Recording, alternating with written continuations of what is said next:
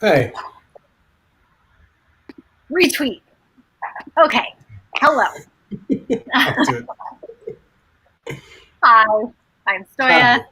I am half of Slate's How to Do It column, which focuses on sex and relationship advice with Rich Juzwiak, who I adore. Hi, Rich. And IU. Hi. How's it going? Okay. I have bubbly. The How world is was just, it's no longer Pride Month, but how was your Pride Month? it was weird. Um, cause I have like tops and bottoms, and you have straight people and queer people. And like I'm sort of in this weird middle zone where I'm the queerest person in the room in certain circles and the straightest person in the room in a lot of other circles. So I'm just like, hey, rainbows, let me talk about some of my awesome LGBT friends. Okay, y'all go run amok in your panties in the street. Good job. Um, yeah, how was yours? It was, completely. I mean, the thing about it is that I don't really care that much about Pride as a month. I think of it as something that is always with me, basically. I do take a lot of pride in my sexuality, and I feel like, writing this column is an extension of it. Just getting to share my personal experience when I do is a way of me expressing my pride. So for me, I know that like the point of pride, any sort of politically energized person will tell you the point of pride is not parties. But for me, basically, the point of pride is parties. Being someone who feels really at peace with my gay pride. Um, I do love that the parade this year was not a parade but a march. I thought that was awesome. I think that's what it should be. Yeah, it's for me, Pride is a riot started by trans sex workers of color who said, Yeah, no, police, you're not pushing me around anymore. And it's always like every June I take a minute somehow to be like, I'm able to make all these choices because people like Marsha P. Johnson and Sylvia Rivera put their bodies on the line. yeah. I think that's really powerful. But the parade with the glitter and the it's not really. I'm like, I'm glad y'all have fun. Um, Yeah. I'm not against. I'm happy to live in a world with men in speedos on floats, but in terms of like actually like engaging me in any sort of way, it doesn't really. I don't like a parade particularly. Not really. It's not my medium of choice ever. I would But I'm love happy that though if like every Saturday one man in a speedo got driven around on a parade float. That would make me so happy. that would be amazing. That would be amazing. That's performance art that's just there for the taking. Somebody do it. Somebody please and invite me so I can come and take pictures Right. Yeah. So every Sunday. Um, besides that, how is life? How are you holding up in what is it, month four? Month four of quarantine, I guess. Time has gotten so strange. Um, my roommate and I have heard all of each other's stories. He tells my own stories now. I To you? hear him in the room saying, "So Stoya one time, blah blah blah," and I listen and I go, "Oh, yeah, yeah." Fine detail that you got a little mixed up. Right.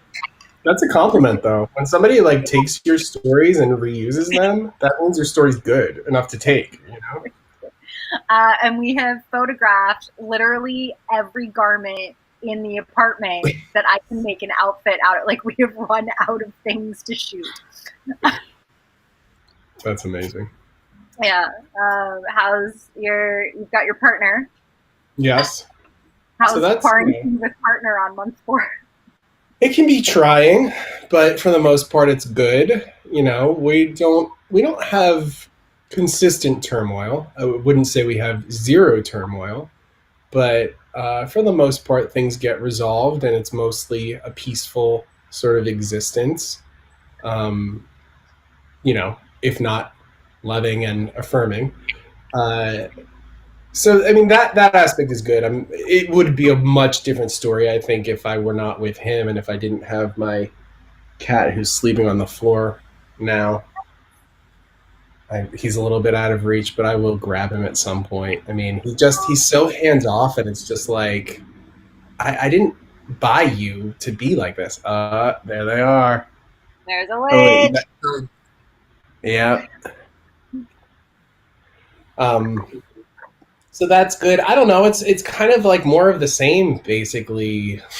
You know, I don't know. I do feel empowered by testing positive for antibodies, so it just makes me less scared in the world. It was kind of like summer camp for the first few weeks, and now I just want it to be over. Um, like I run out of we can make this fun. Right. Just like, okay, the world is actually terrible. Yeah. Let's work on that. So to that end, Yes. Let's like make the world better. Yeah. Do you have a particular? I'm really drawn to number 2. Okay. Sounds like a fetish. I'm a single father in my 30s, interested in getting back into the dating game following a 2-year hiatus. As someone who spent most of his 20s involved in making pornographic movies, and as an extremely well-endowed man, I had come to accept the idea that I would never serve more than one purpose to a woman, and that a serious, committed relationship, let me stop groping myself, was just not in the cards for me. That I was essentially a novelty act for curious women. I don't want to give a potential partner the impression that sex is unimportant to me, but I also don't want to feel like I'm being used for that one specific reason either. After so many instances of dating a woman until she can find out for herself if bigger really is better, I'm starting to lose hope that anyone will ever see me as a legitimate partner and not just a fun story for their girlfriends. How should I approach the subject without scaring off a potential partner? I mean, I think there's probably a little bit of a self-fulfilling prophecy going on. Like, no matter how big your dick is, it doesn't have to be what you lead with. You know, it doesn't have to be the first thing in the room. So to create an emotional bond that leads to this reveal of your huge dick would probably work well to stave off fetishization, right? I mean, unless he's so well known, but I don't even know who that would be. Like I think that there's no porn performer who is like universally known at this point, right? So My my first impression on reading the question was like, babe, everyone has my phone number. Why didn't you just text me? Yeah, if you really did porn for that long and you're writing into this specific column, right, not Dan Savage, not right, like yeah, you're writing into a column run by a career pornographer right, and a very gay man, like you could have just been like, hey, or like drop me a private text, like I got a good one coming in for y'all. right, right. So I think you're completely right. Don't lead with the big penis, but as a pornographer, like the first thing is know everybody doesn't know. Yeah, Like you might feel like everyone knows what your testicles look like from the back, but that's not actually the case. Um, and rather than lead with I have a huge dick, lead with, well, I spent however many years making porn movies, these kinds of films, here's what I liked about it, and like lead with that. Like when I'm dating, that's one of the first things. When I was using the apps, I would usually say it before I met up with them. Like just like, hey, this is a deal breaker for a lot of people. So boom, porn, thoughts, okay, have a nice life. Or like, we can hang. But if you're literally leading with "I have an enormous penis," people are going to focus on the enormous penis, and they're going to think that they're commenting on things that you appreciate because that's what you led with. Yeah, it's like to make it a human experience to talk about what your life was as a person as opposed to an object is to create the conversation so as to lessen the chances that you will be objectified. Mm-hmm.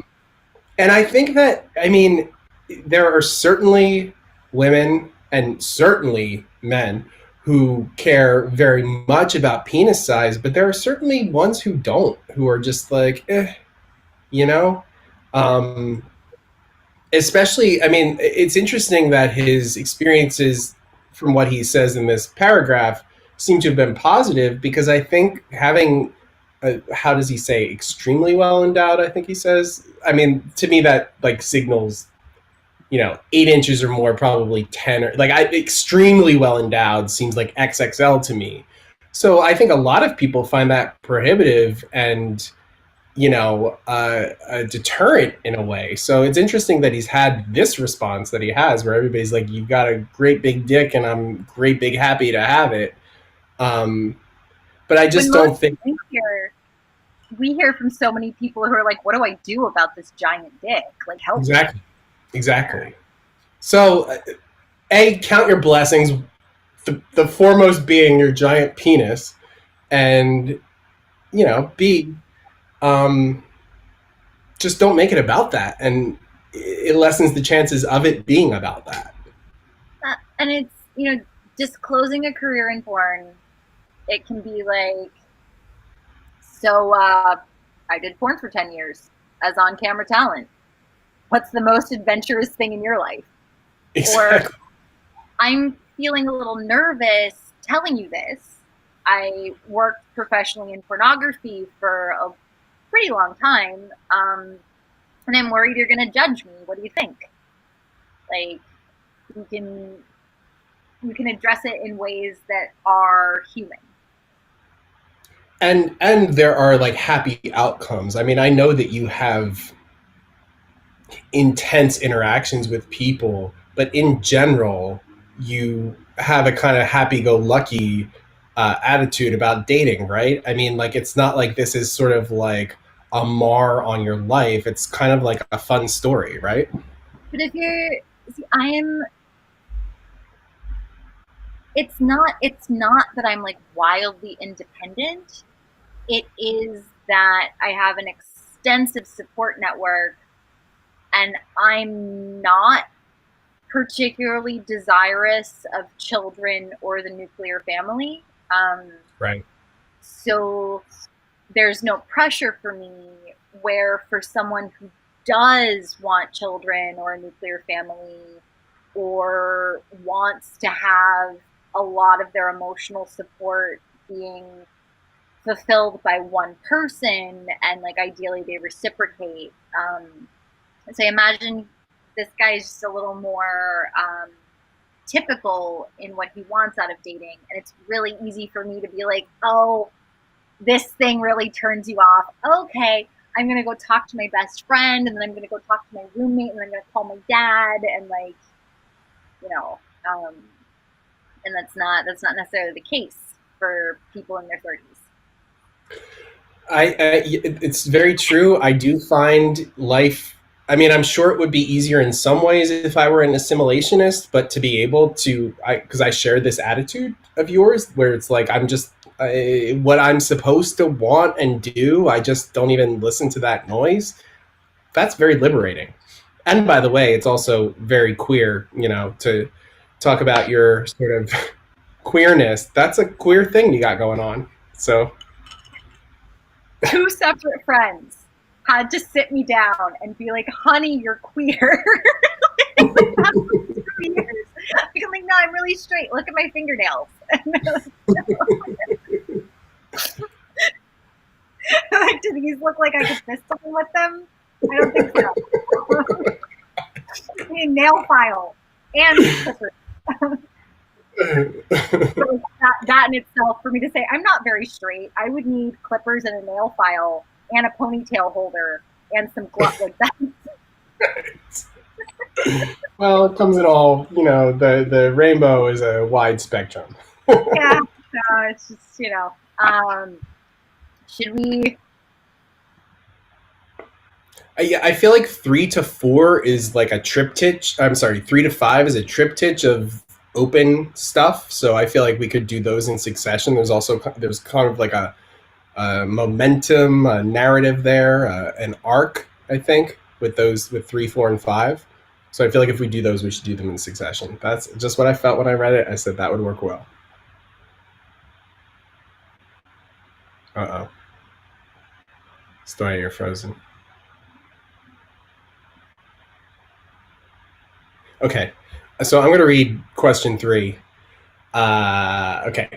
I'm engaged to my boyfriend of 9 years.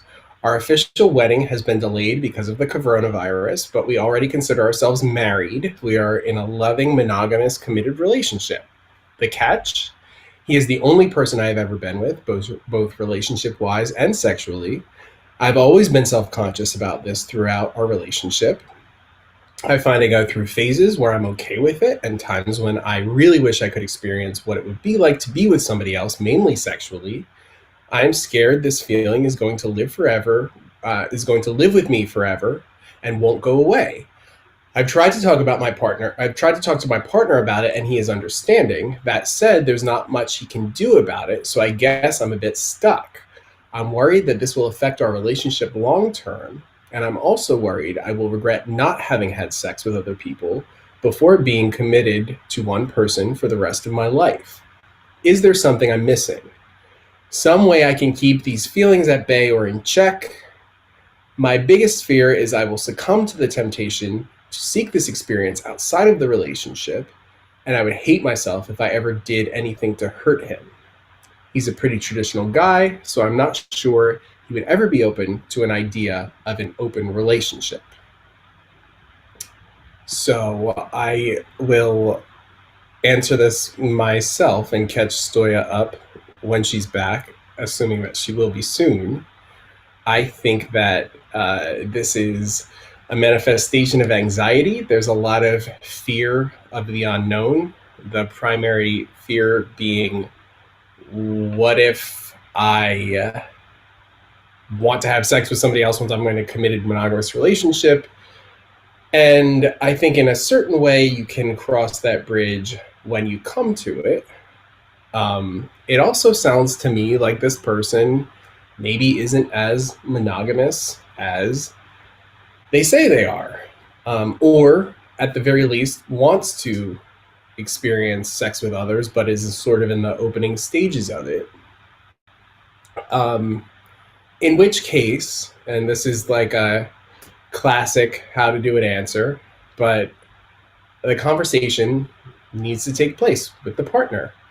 He's a pretty traditional guy, so I'm not sure he would ever be open to an idea of an open relationship. Well, be sure. Talk to him.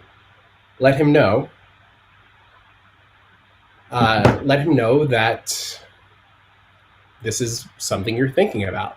I think it's really interesting that there's this anxiety about this because traditionally, I mean, up until the past few decades, this sort of, being a virgin and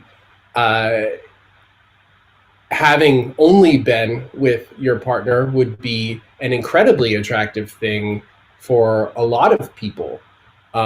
So it's sort of, I wouldn't say ironic at this point, but there's a sense of irony here that in fact the virtue of virtue is in fact not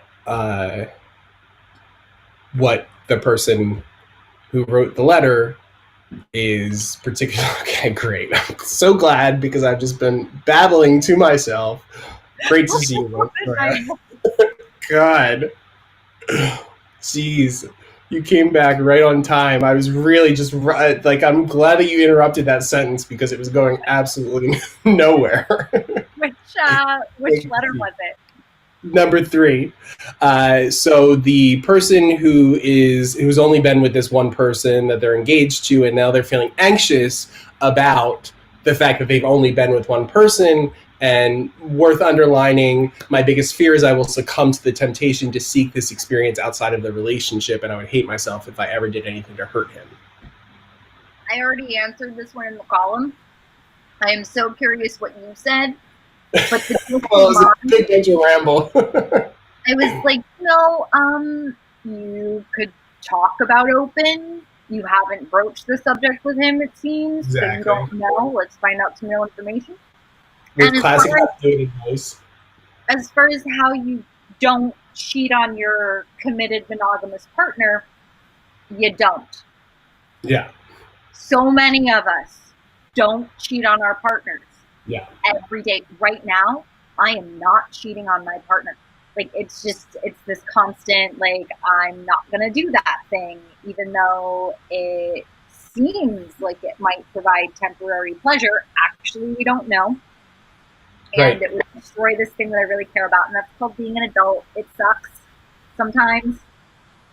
One thing that I find really useful when I am tempted or like based on past experiences is to think not about the sex act, the illicit sex act that will happen if you cheat, but what happens after that. The feeling of riding the subway home, it's going to be over.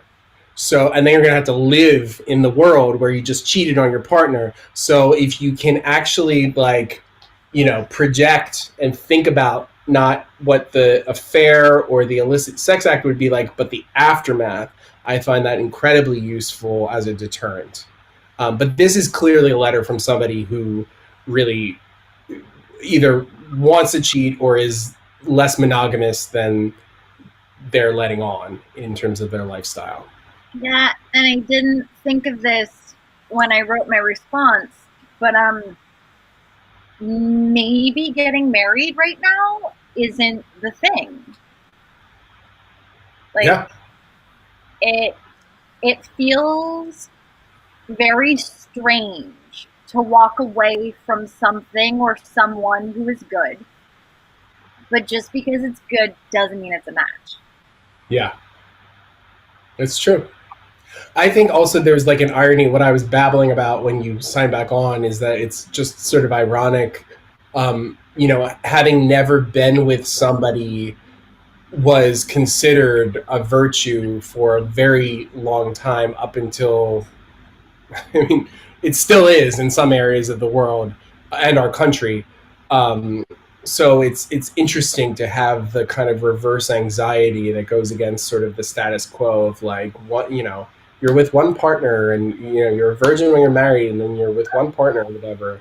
I mean, up until the 80s or the 90s, that was the norm for I think the vast majority of even the United States. So how times have changed. Yeah.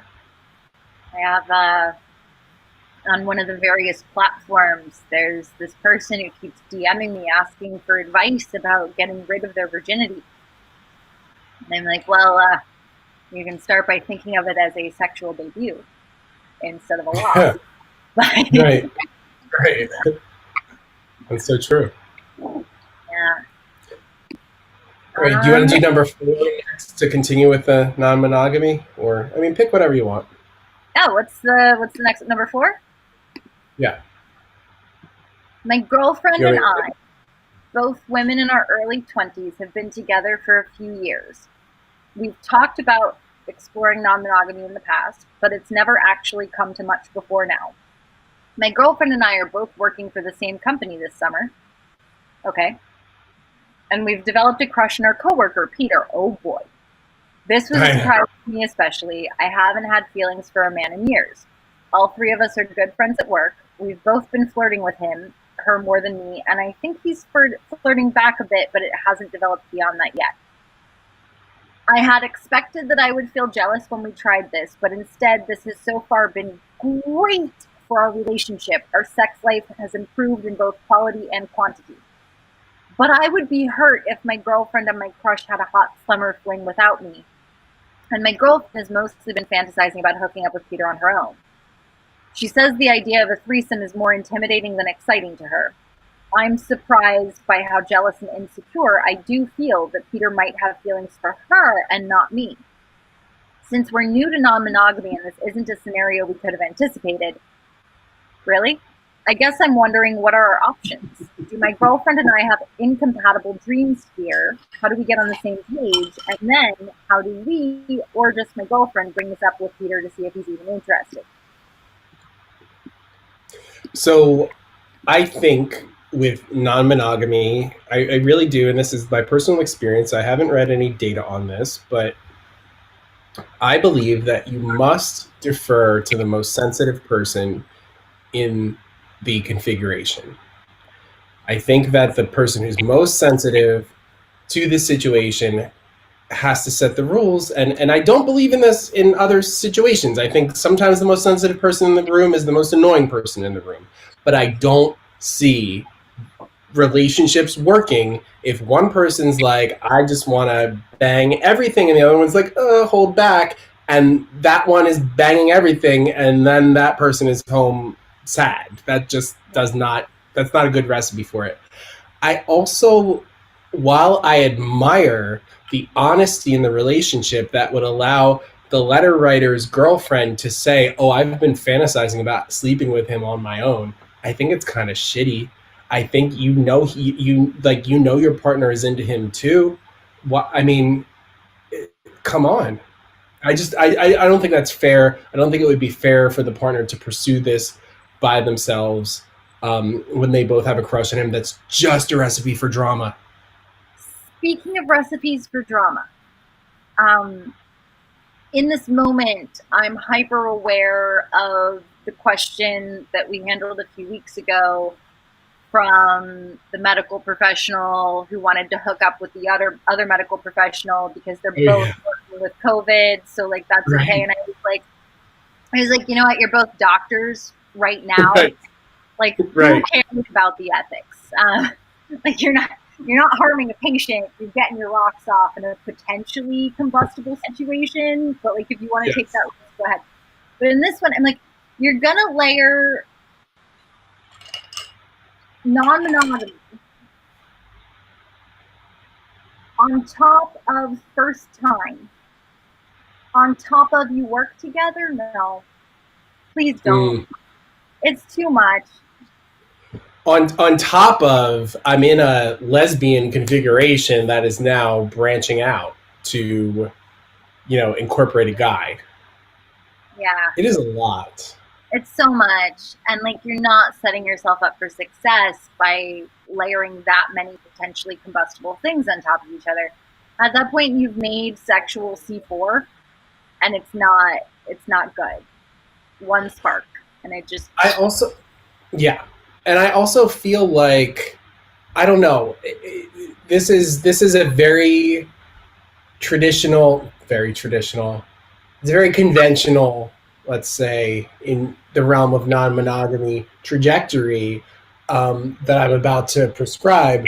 But I really do think that playing together, only playing together is sort of like non-monogamy training wheels. Mhm. I think that like that's the way to sort of kick it off and make sure everybody's comfortable, and then you sort of build the comfort level to the point where you could play separately. But jumping into playing separately, really, again, recipe for drama, and if not disaster. Yeah, I don't like where it's going. I'm entirely on the side of the letter writer. I think that she's right. I don't think hooking up with a coworker under those conditions is a good idea at all whatsoever. Um, like just like I don't even want to entertain the rest of the question Yeah. Yeah, because I no, know you're so right. so You're like so right. go meet other possible thirds, Yeah. right? In your off hours, go to a party, a mixer, a munch, like whatever it is. Go on the dating apps, set up a field account together. Yeah. Like there's so many places to meet people that don't involve your work. Because if this goes poorly, it's not just dealing with being racked by jealousy, losing a partner, having an awkward moment with a new acquaintance. It's also, hello, I am calling to check letter writer's reference. Right. Oh, wow. Yep. Wow. Yeah, that's I just did a bad improv. I did this. It should have been this. No. Well, But I don't know. I felt it. yeah, Again, it's about thinking about the future. It's about not being caught up in the moment and thinking about like what happens after the sex. yeah. You know. So the non-monogamy triptych we can complete with number 5, which I'll read if that's cool with you. Yes, please. My husband and I have an amazing relationship. A few months ago, at my suggestion, we started trying threesomes with another woman and have really enjoyed it so far. It's brought us even closer. It's given me a chance to explore that side of my sexuality, and it's been really fun. It's been a really fun and positive experience. One of our boundaries concerns his orgasm, which we decided from the beginning should always be with me. It hasn't been an issue until our most recent encounter. The other woman and I had spent quite a bit of time teasing him, and he wasn't able to hold back when he was inside of her. He feels absolutely terrible, and I understand how it happened, but I'm now feeling uneasy. I feel like my trust has been broken, but it was an accident. I'm not angry, just on edge. There's nothing to be done about the past, but I'm trying to process how to move forward and also not spend our next encounter worrying about it happening again. Any advice? Yes. And this question feels very familiar, and I'm trying to figure out if I answered it or you answered it or we handled it together. No, Okay. I think you must have answered it. I Yes. missed it if you did. I haven't answered it.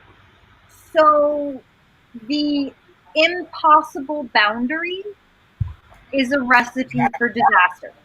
Yes.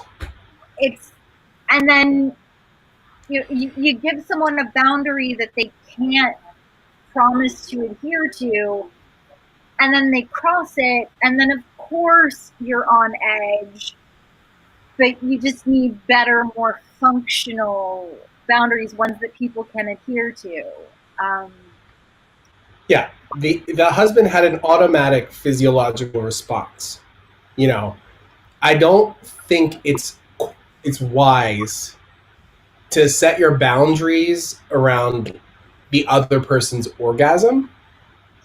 I understand why you would want to do it, but I think the physiology exposes the fallacy of the construct here.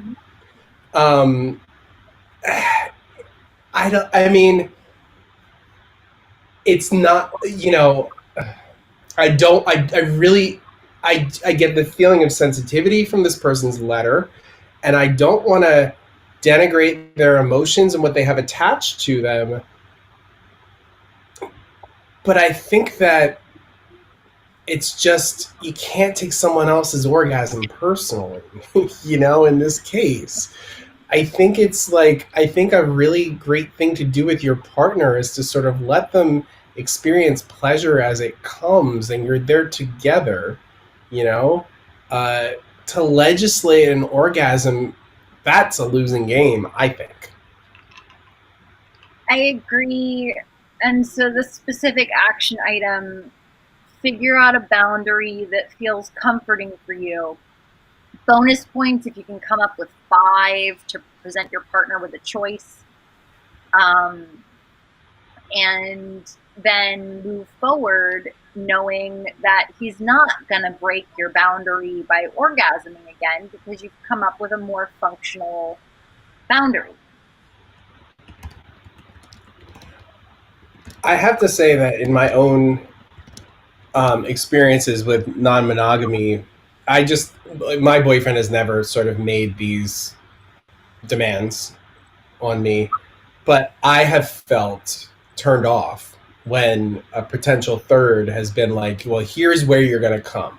It's like, no, I'm gonna come. You know where I'm gonna come. Like I'm gonna, you know, like the idea that I hate being made to feel like I'm performing. You know, I just want to enjoy it. I don't. I want to feel free to do. You know what the consensual situation dictates, And the idea, like, you have to come here then. I don't like being told what. I don't like bossy bottoms. I do not like being. I don't like being like told perform. You know. I don't mind dumb tops, but bossy bottoms, I just can't. I can't. So the idea of like saying like here's how you're gonna come is very foreign to me, and I feel like it's just a losing game. So I agree. I agree. There's one that I'm really excited about. okay, Lately, my boyfriend and I have been filming ourselves having sex, and we both love it. It started out simple with just a cell phone video, but now we're doing multiple angles, lighting, the works. We love watching and rewatching it. I've been wanting to experiment with posting the videos somewhere. I like the idea of other people watching us do it, leaving comments or even requests, etc. My boyfriend is also game, but we're both worried about, well, videos of us having sex on the internet. We could try to make it so neither of our faces shows, but is there another way to safely live out this fantasy? We've also talked about having people come over to watch us do it, but have no idea how to find these people and whether anyone would be game to simply watch us have sex without joining in. Any ideas? so I answered this. Ah, I think this week. okay.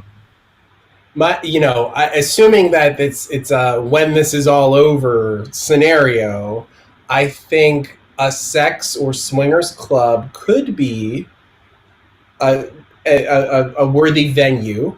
I do think with that you have to worry about people wanting to join in and fending off those people, and like that awkwardness that there's really no etiquette book that has ever covered how to not have sex with people at a sex party, you know? So you stack the deck in your favor on the front end.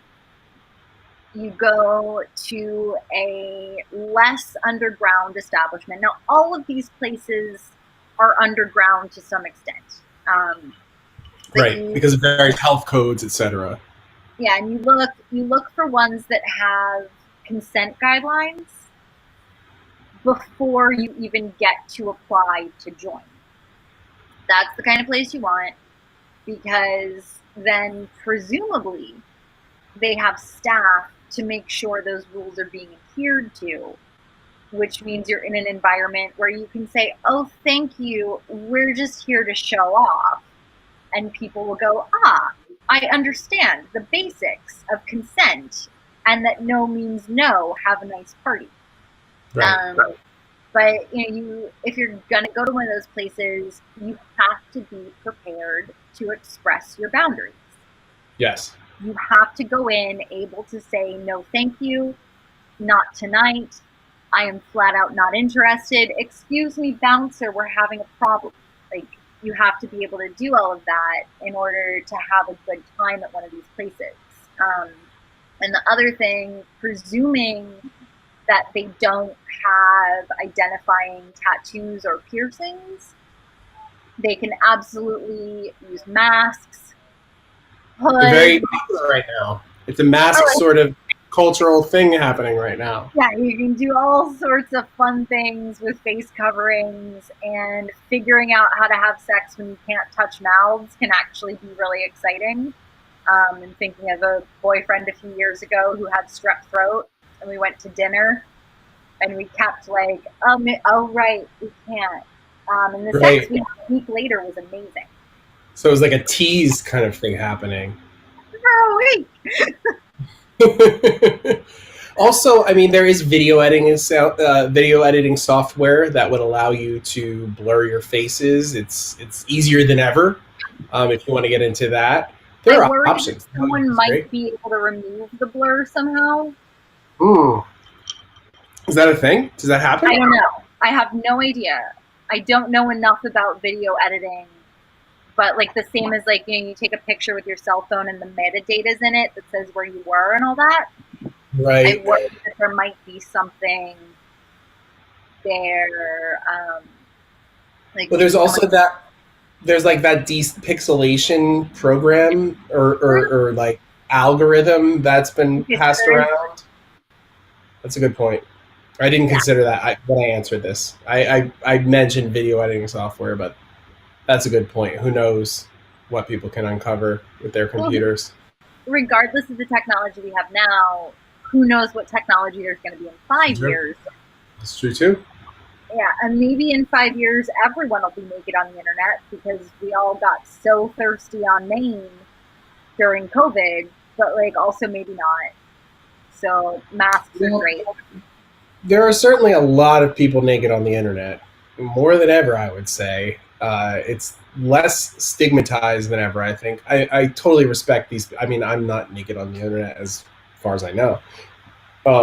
So I respect and even go along with these people's boundaries, but there are worse things.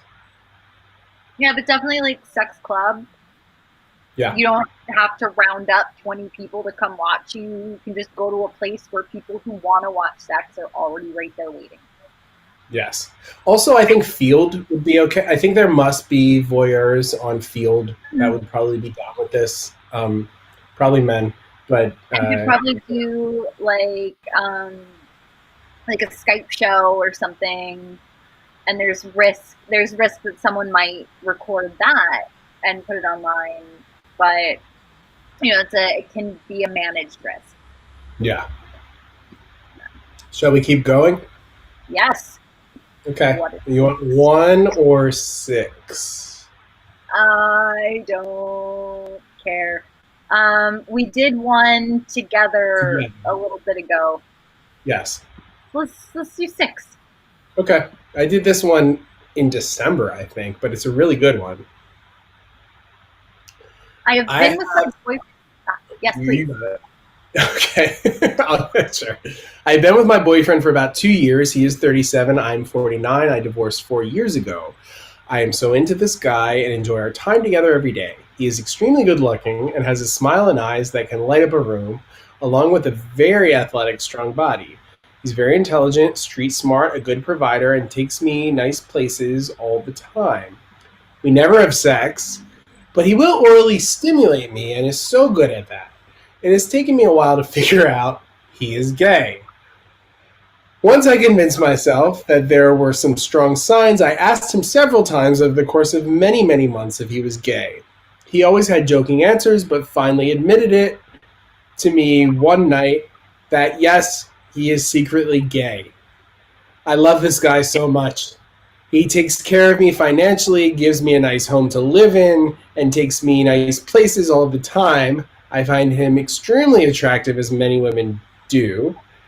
I am lost in emotions, but so in love. He says we're good. He says we're a good couple together, and that I am the perfect cover girlfriend for him. I fear that someday he will find a man to have a relationship with, and finally come out of the closet. I'm not sure what to do. Oh. So, I actually, when I went back over my answer, I was like, God, I wrote a lot about this. I had a lot to say. So, in a way, look, I am a supporter of queerness. I think, in a funny way, a straight woman gay guy relationship is pretty damn queer. You know? I think that there is a decided power imbalance to this relationship. She seems to be totally in love with him, whereas he just thinks she's a good cover girlfriend. I am not into that at all. I think that there's only a sort of downward spiral this could take. And also, I mean, look, I know there's countries, I know there's states that are less accepting of queer sexuality than others, but I don't know why this guy needs a cover girlfriend in 2020. It's like Tab Hunter in the 50s or something. So the situation strikes me as not a winning one for her. I just can't imagine this lasting very long. I really try to stay away from doubting the question writer. Like when I sit down to interact with these questions, I'm like, okay, I'm gonna believe that this person is a reliable narrator, even when Right. it seems like this is a rejected penthouse letter. I'm still gonna act as though, Yes. even when it's like, my bulge is so large that women just throw themselves. One time, a brunette, a redhead, and a blonde collided on my lap and they knocked heads. How do I navigate this horrible situation I found myself in? Even then, I'm like, okay, I'm going to take you at face value. But Right. this one, I'm not sure that she really understands this man's position. I'm concerned that they've had maybe a couple of very superficial discussions where he felt badgered to give her answers. And so I don't actually know that he does think she makes a great cover girlfriend. Like, I feel like she's like, he eats my pussy, but he's secretly gay, and all the phrasing around there just like raises some flags for me. Where I'm like, something feels not right, and I want to like follow up and like talk to him, and like we don't get to do that because of the structure of the policy. Right. But like this is when I'm like, I really wish I could ask so many follow up questions. Yeah, I mean, like, part of me, like, I really want to be open to accepting the idea that something like this could work because I think that that's what being accepting is, you know? Like, it's like okay to live outside of the realm of the normative. I'm so about that. But to me, it seems more transactional than anything, Mm. and it just sounds like she's settling, basically. And people settle. That is a life path to take. It's not one I would recommend taking. I think our writers should say to themselves, I am in a relationship with a man who does not prefer my gender because he is Prince Charming and a good provider. I think she should say that a few times and like think about how that feels. And if that feels fine for her, good luck. I love this. Go off, enjoy yourselves. It is Because possible that it is possible. he might find a man that he prefers and leave her, but it's also possible that he doesn't because in 2020 he wants a cover girlfriend apparently. So Right. like who knows? Um, And by the way, there are very young, conventionally hot gay guys in this configuration with another man, and it's basically the same, where they're not at all interested in this person sexually. They might not even have sex with this person, but they're arm candy. And how different is that than this? You know, degrees. yeah, That's yeah, what I mean very too. So, yeah, yeah. I think we only have one left. We do only have one left. Let's try to do it. Okay. So it's number one, the one that we did together recently. But I'm happy to Yeah, a dive little back into it. a coda, a sequel. Yeah. I'm an attractive and intelligent woman in my mid 30s. I've worked for 15 years as a successful commercial model, and I have a master's degree and an above average IQ. I'm in incredible shape. I get a lot of emotional and intellectual fulfillment from my relationships with friends and family. Wait, is this me? No, it's me. Yeah. When I date, my primary interest is finding partners who excite me physically and fulfill me sexually. I don't have a master's. For reasons I don't understand, I rarely attract these men anymore. The men who flock to me asking out to the tune of several times a week are average or below average looking smart guys. My take is that they think my academic interests and penchant for elevated conversation will make me fall for them despite an obvious attractiveness gap. But I want hot sex with semi committed medium term partners. It sounds odd, but recently this non stop attraction from average looking guys has started to eat away at my self esteem. I question whether interest from only this type of man means I'm not actually attractive. What can I do to attract the type of man I actually want to date, and how can I stop myself from feeling so insecure about the type of attention I'm getting? So I thought of something that we didn't talk about when we did this. Awesome. It's very cynical and sad. But look, okay, so I've had experiences where, I'll go out consistently and feel like I don't get attention that maybe I did before. And then I have to wonder, am I done? Is it all over for me? Because whether you like it or not, there's a day that comes where it's not all over for you. If you're gay, you can always find someone to have sex. I mean, look, literally, if you're 80 years old, 90, 100 years old, somebody will have sex with you if you're gay. Might not be the person who wants to have sex with you, but you, in all in all probability, will find a partner. But there is I mean, just our culture is ageist and whatever, and for whatever reason that is, whether it's culturally indoctrinated or like biological or whatever, there is a drop off. There is a point where you're just not what you were, and this person is in their mid-30s. That's not at all a harbinger of a lack of attractiveness, but there is a time when you're just done. And so, just to see that in there, where, you know what I mean? I mean, am I being unfair? You think I'm being unfair? I don't think you're being unfair at all, and I would actually go one step further. I'm going to make it all about me for a second. Yeah. I have spent most of my adult life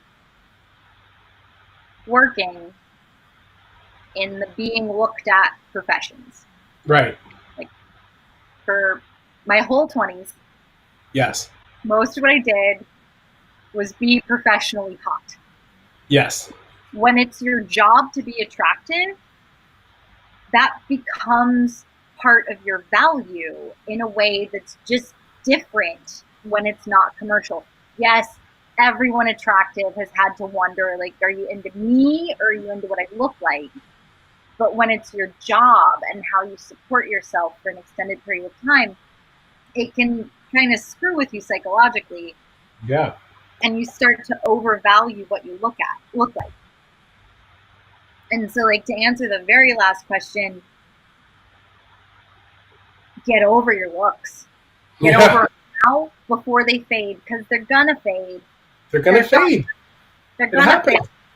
And then you're gonna be left with just your brain and your saggy boobs, and you might be able to, like, do, like, fun, like, woo! I don't know. But you're not gonna be pulling male model tail when you're 60. Exactly. Unless you're Madonna. Yeah, and just, like, start getting used to that now. Yes. Yes, exactly. You should brace yourself for that, continental shelf that you will experience at some point. I mean, I feel like since I've been counting down the days since my mid-20s when I'm just completely undesirable. I'm just ready for it every day. Okay, today's the day. Because there's got to be a day, right? I'm so upset. What is the day? I want to know what the point is where it happens. First, if you're a woman, first at 20, someone tells you you've got another good year, and then it's all downhill from there. God. And then at 23, someone tells you the exact same thing about being 25. But then it's the first time someone calls you ma'am. And you're like, oh. And then you don't get carded buying cigarettes. And you're like, right. Oh, okay, it's fine. I got carded buying Prosecco. So but now they're not carding me at the Prosecco place. Is that because they recognize me? Or because I definitely look like I'm definitely old enough to buy? It's this, like, slow, like, descent into, like, and for me, when I'm thinking about getting serious with someone to the point of, like, making concessions that affect my life, what I want to know is, when I'm 80 and I'm doing this with my boobs, are they going to think it's funny? That's what I want for. I will. I'll cheer you on. We're both retired. You get, like, a holograph Zoom call. I'm like, but you know, I think this is like a thing that we're focusing on very narrowly in this question. I think if we take her at her word, um, she's just being very passive. To me, it just reads as like how can I attract blah blah blah. Well, go after what you want. I mean, maybe this is the lesson you need to actually learn in your 30s. That maybe it doesn't come as easy as it once did in your 20s. But you're hot and you're smart, so go after and get what you want. I think that a lot of people are just like her, waiting around to be asked. Want to do it. And a lot of people say yes to that answer, to that question when you ask it. So it's just a matter. I mean, you don't have to be like a hunter on the prowl. You could just really be casual, matter of fact about it, and you'll still get laid. Yeah. And that is a great note to end on. I think so. Thank you, everyone who tuned in. Rich, thank you for being delightful. And you're delightful. It's wonderful to see you. I miss you. I miss you. I know. I never got to meet Prince. I'm going to one day. You know what? I'm gonna. Since you mentioned him. Who's up there? The little. Oh, thank you, Steve. That little face. He used to be awake. Look at him. Wake up! Wake up! Coffee and sweet. My goodness. Giant. Such a precious. He's huge. It's crazy. He's like over 12 pounds. He's a junior cat. He's what, like 8 months old? Yeah. He's born November 9th. Same birthday as me. We're both Scorpios. That's why it works. Awesome. Yeah, we should do another Skype for funsies. I know. We will. Yeah. We will. Yeah. Yes. All right. Everyone, feel free to tune in next week for Slate's live show starring. I didn't think to get that information before we started, and I'm stalling because maybe the direct. Oh nope, they're just saying no worries. Okay, so tune in next TBD. week. TBD. Who knows what it'll be? That's TBD. exciting. Yes, it'll be a surprise. Everyone have a great night. Bye.